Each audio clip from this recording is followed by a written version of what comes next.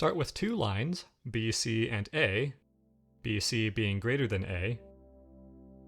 Draw a parallelogram on part of BC so that it's equal to A halves squared, or a quarter of A squared, and so that it is deficient by a square.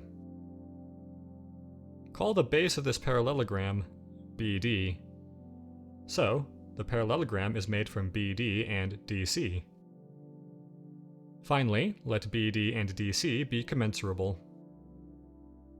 We'll show that BC squared minus A squared is equal to some number squared, x, where x is commensurable with BC.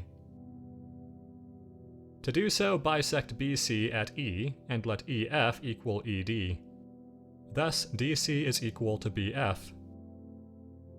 BC is cut into equal parts at E and unequal at D, so proposition 2.5 says BD times DC plus ED squared is equal to EC squared, or 4 times BD times DC plus 4ED squared is equal to 4EC squared.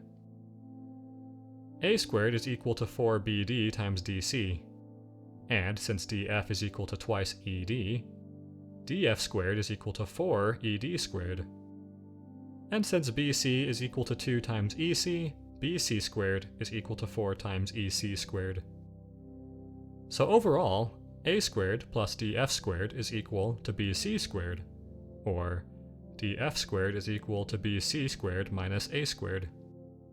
Since BD is commensurable with DC, DC is commensurable with BD plus DC, which is BC. DC is equal to BF, so BC is commensurable with both BF and CD, so that BC is commensurable with BC minus BF plus CD, equaling DF. Thus, BC squared minus A squared equals a square whose side is commensurable with BC.